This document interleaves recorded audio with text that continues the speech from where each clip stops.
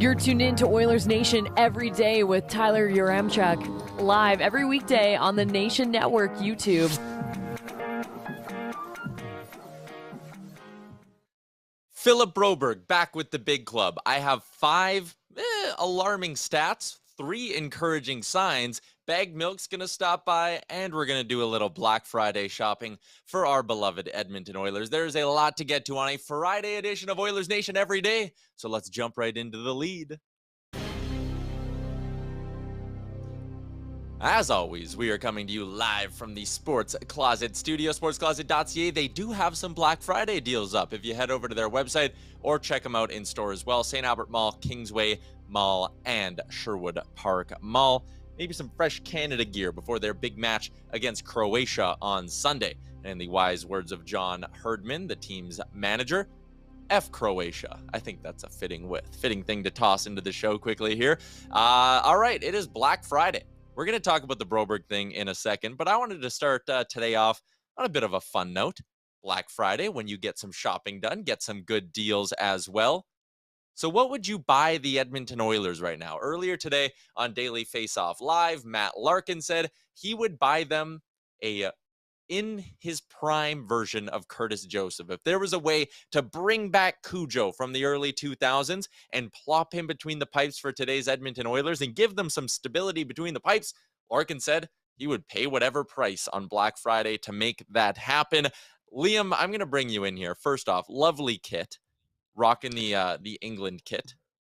The retro edition of the England kit. I can't even remember what year this is from, but I know it's coming home. It's football, not soccer, Tyler, today. Yes. Come on, England. It's been, Twitter's been very funny with all of that today. So I want to ask you, before I give my answer, unless you want me to give my answer first, but what would you buy the Oilers on Black Friday? I actually have one. I would buy them a healthy Oscar Klefbom. That's what I would go with today.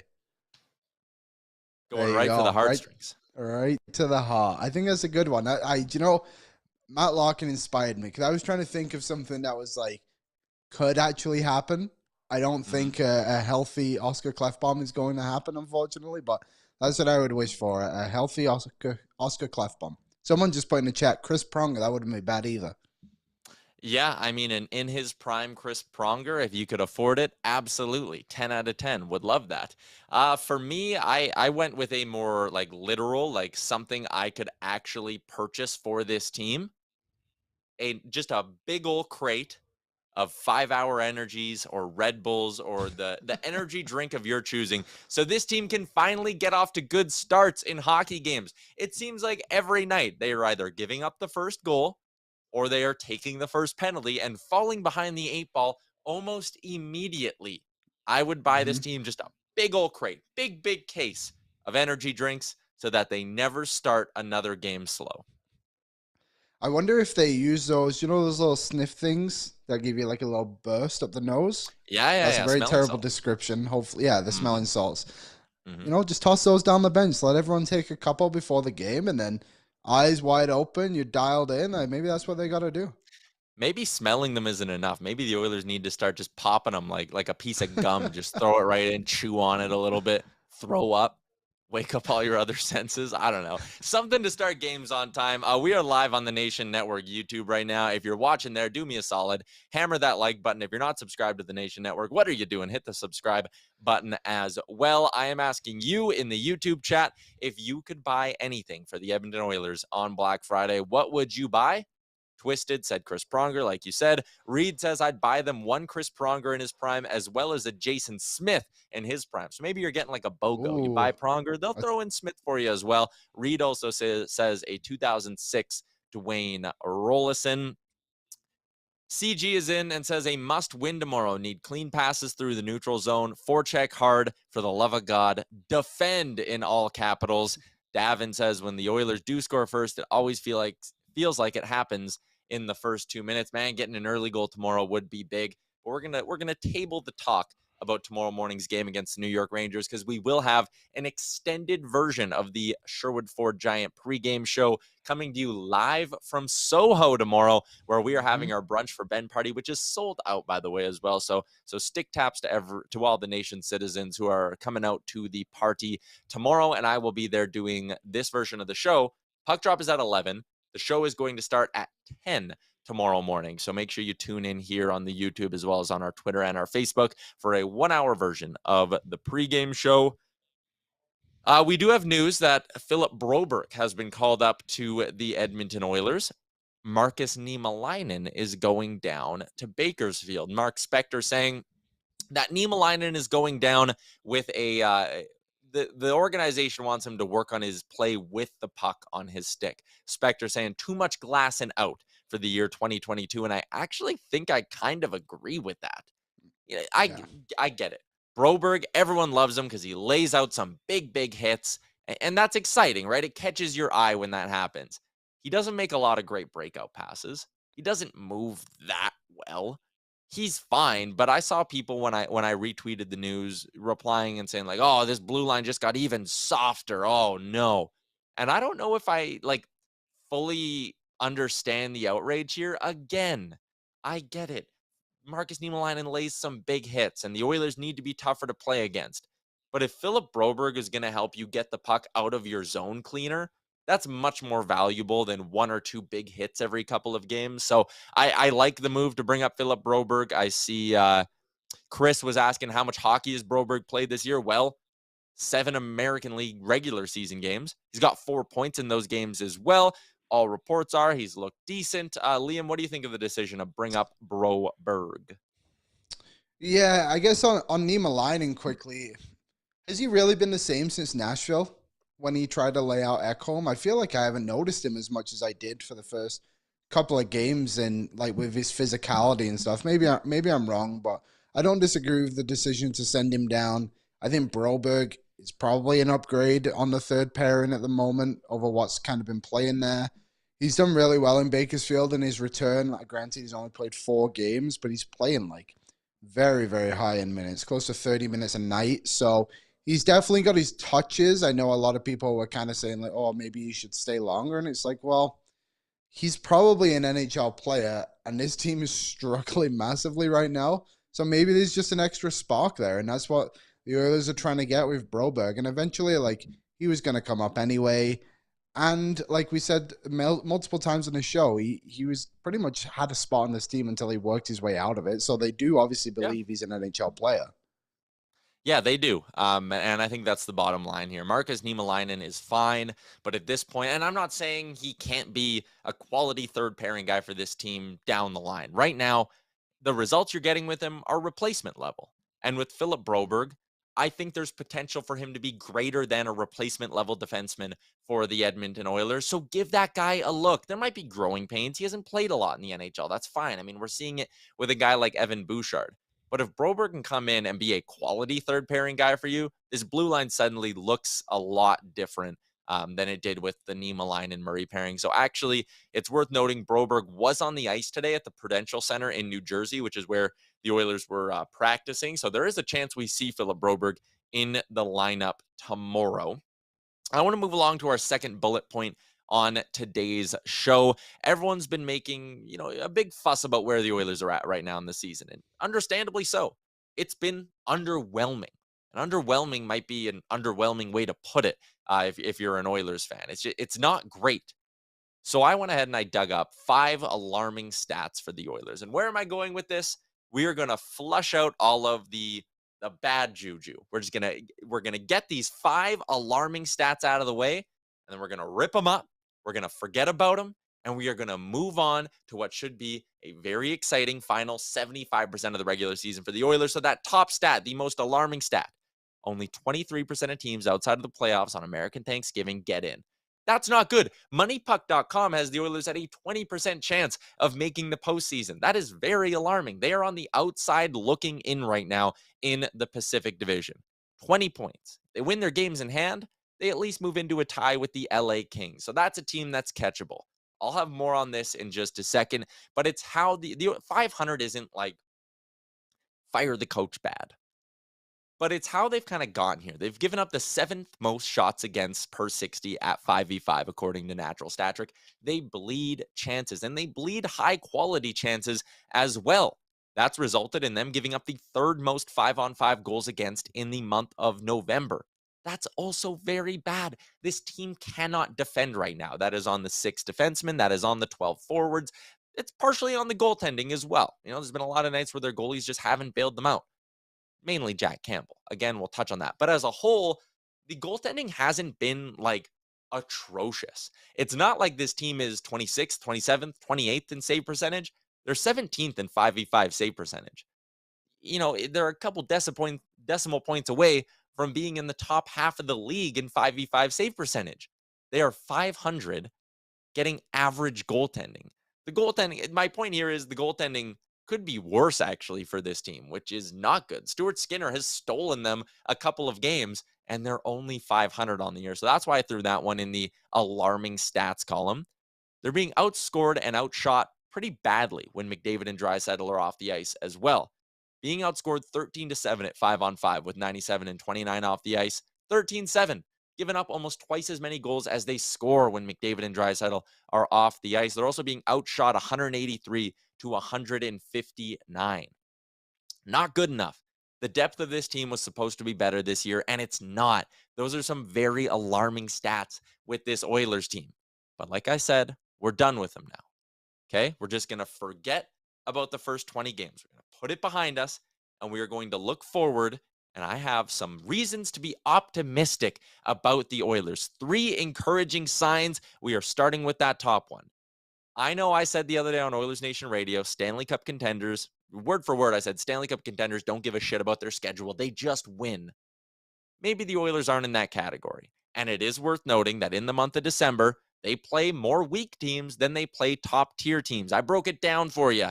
There are 10 teams in the NHL with a points percentage of .550 or better.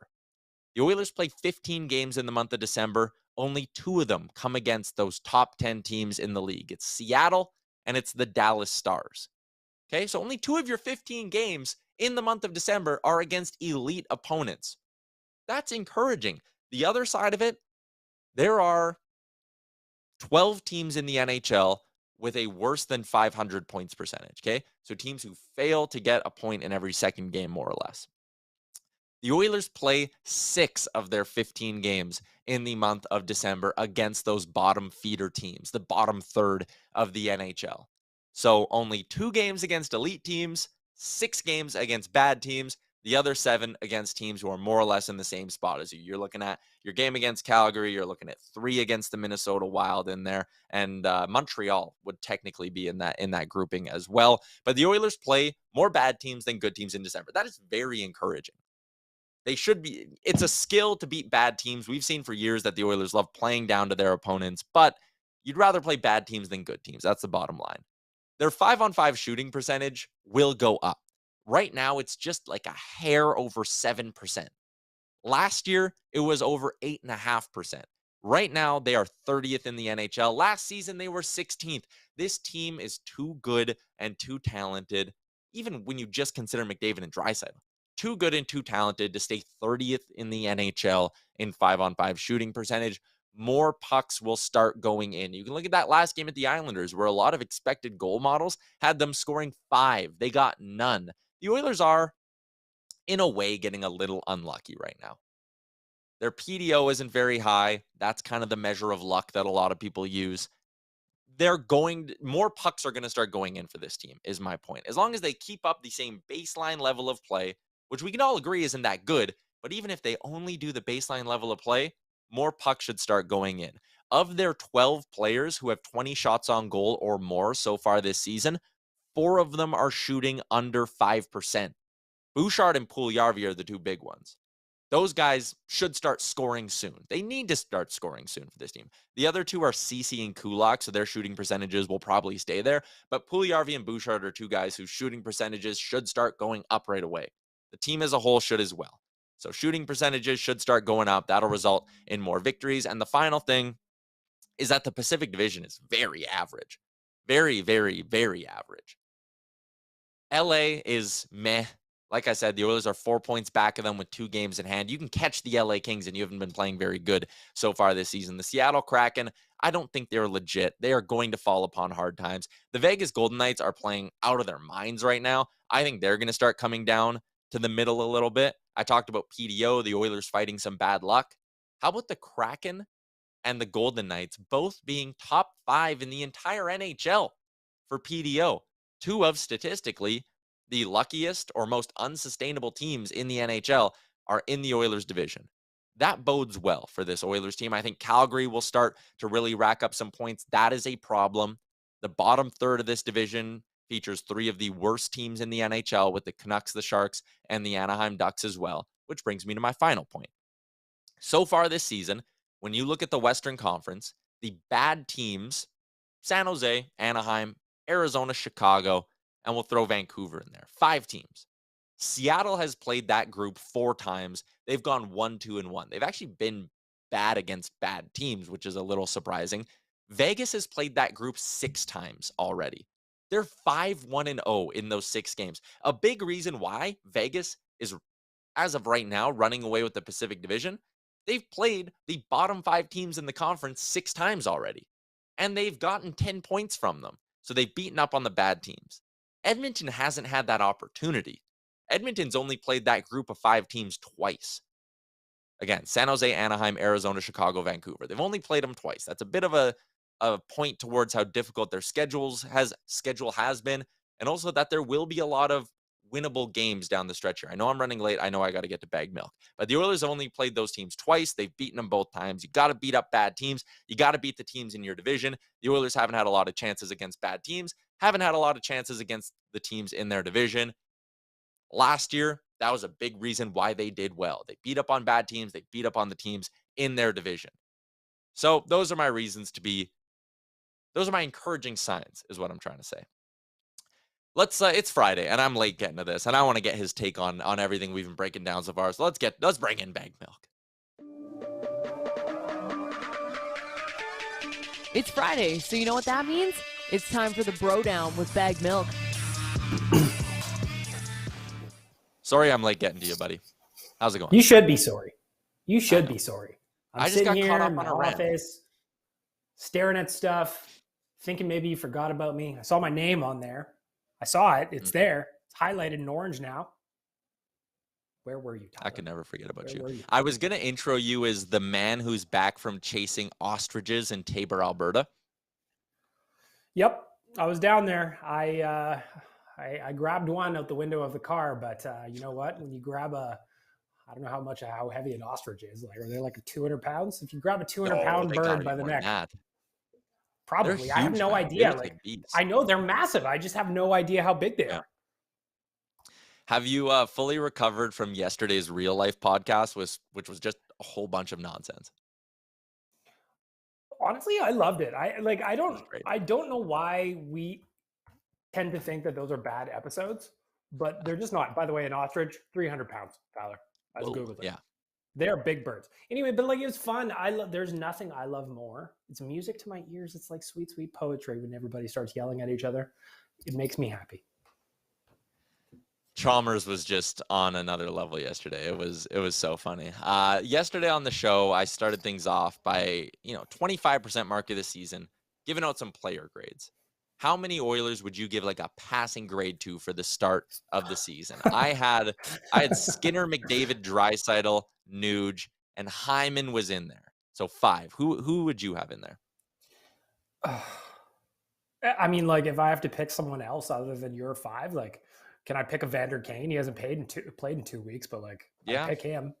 I don't know, man. Like, I'm looking at the stats right now, and I just don't have a whole lot of them because I never would have expected us to be at the quarter mark of the season and Derek Ryan would be outscoring Jesse Puljujarvi, Kaylor Yamamoto, Dylan Holloway. And Evan Bouchard. I wouldn't have seen this coming.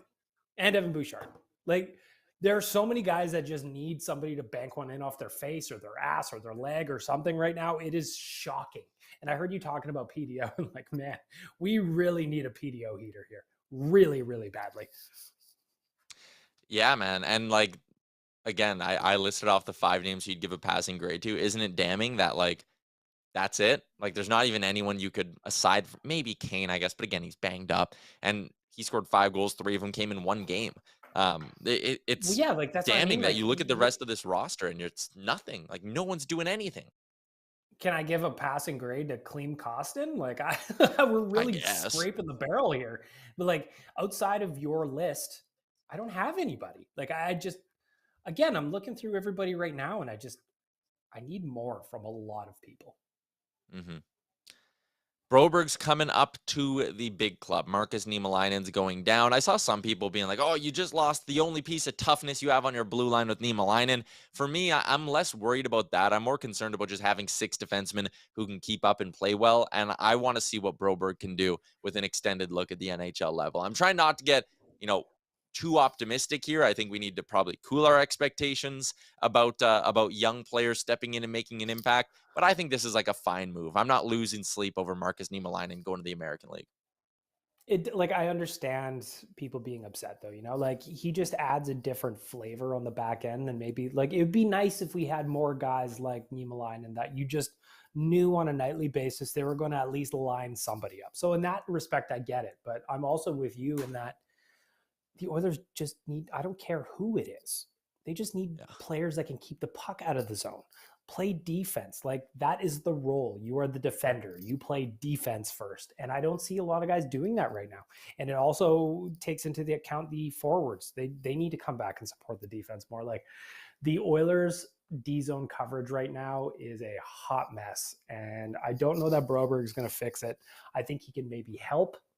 But ultimately, the players on the ice, the players on the bench, the players in the room, it's going to be up to them to actually do something that makes an impact. Yeah, and that's the other thing too. Like, we've talked about a lot of trades and what do they need to add, all of this, but there also is the element of, like, this team with the players in the room needs to be more consistent and needs to be giving better results, right? Like, I've mentioned a few of them. We had Puljujarvi and Bouchard as 2 guys who haven't scored or who only have the 1 goal between the 2 of them so far. I think you need a little bit more from Ryan McLeod. I think you need more consistency from other pieces on the back end. Like, this team, this roster, I think it's too talented to be 10-10. I don't know if a heater's necessarily coming, but let me ask you a question.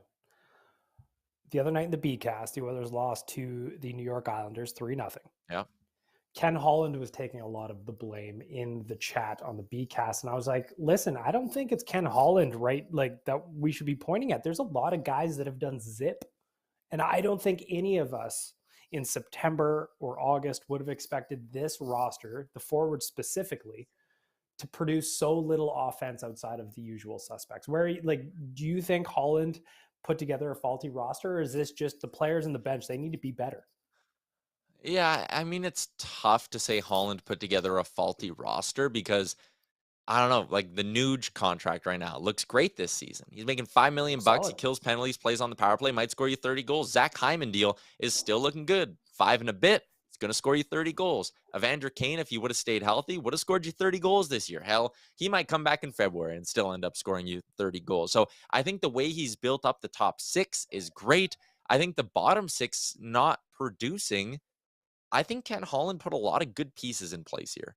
Ryan McLeod should be scoring more than he has. Jesse Puljujarvi should be scoring more than he has. Kyler Yamamoto, if he was healthy, maybe he would be scoring a little bit more. Like, there are good pieces here today. And the only area is maybe that third pairing left D spot. That's the one thing where I'd be like, hey, we knew that wasn't good enough coming into the year, and maybe you should have addressed that. But then I'd sit there and say, with what money? He signed Kulak for a 2.7 whatever. He couldn't afford anything else.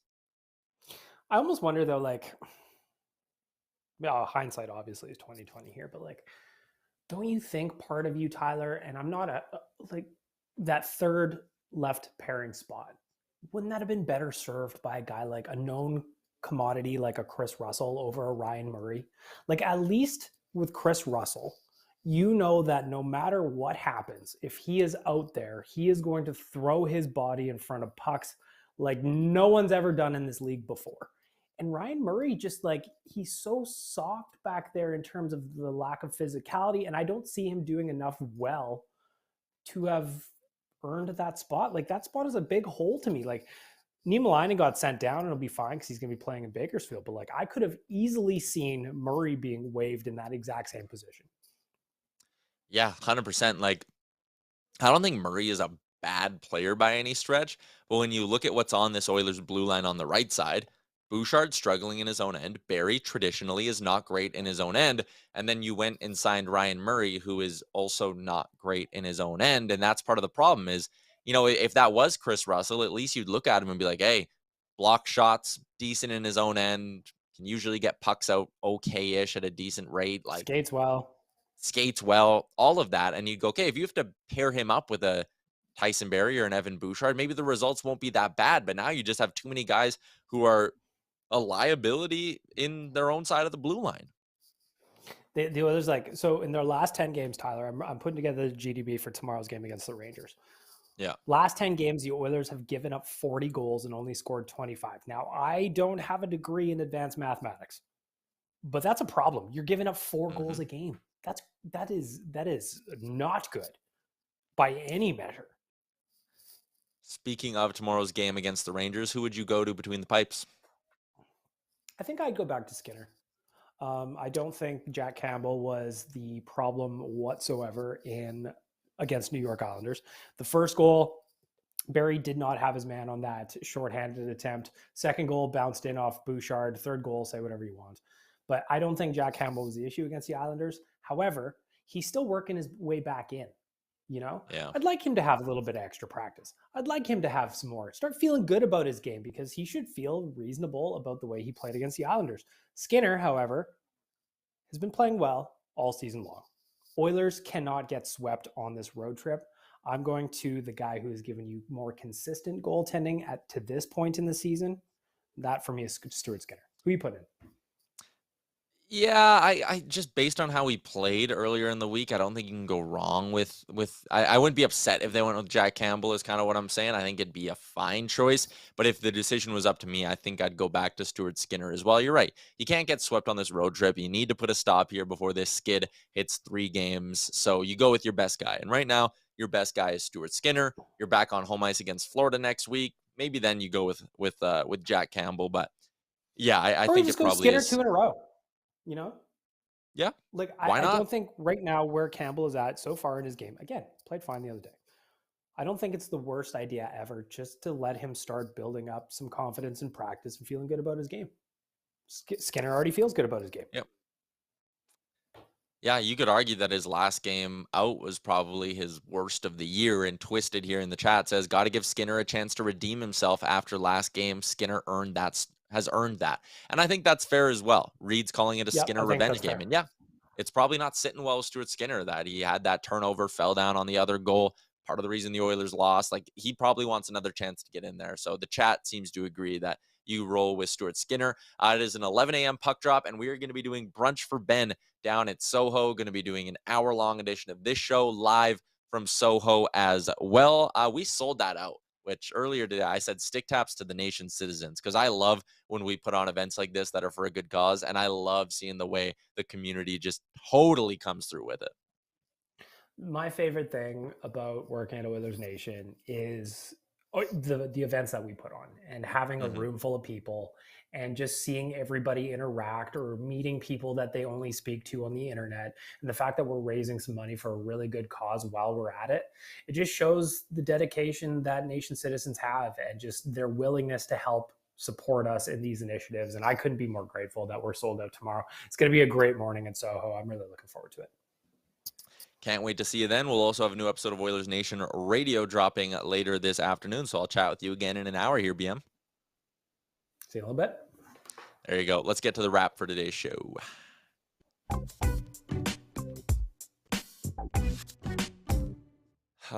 Mike makes a good point. Murray stays up so he can sit in the press box. Broberg and Nemo need to play, whether it's in Edmonton or Bakersfield. And I agree with that. Nemo doesn't need waivers. Send him down. Let him play 20 minutes a night. I wouldn't have waived Murray. I agree. Get these young guys playing some meaningful minutes. I'd be doing the same thing with Dylan Holloway right now, but that is not the case. He is still up with the Oilers, and I would fully expect him to be in the lineup tomorrow against the New York Rangers. Liam, let's get to our Betway picks of the day. No hockey yesterday. Our guy Tony Pollard didn't come through for us with the receiving yards either. So let's bounce back with some hockey picks. What do you like today? I am chasing the juice. I'm going with two money line picks tonight. The Detroit Red Wings against the Arizona Coyotes plus 115. They've hit it 3 in a row. May as well keep hope for a fourth. And then you look at Dallas against Winnipeg at home. They've hit it 3 in the last 4. So there's a lot of games on today, so there's a lot to pick from. But it's Thanksgiving weekend in the U.S., so hopefully a couple of U.S. teams can bring us a little bit of luck. Yeah, I don't hate either of those spots. I think the Stars against the Jets on home ice. Dallas has been absolutely lights out this season. Like, what's their home record? I feel like their home record is like one of the best in the NHL.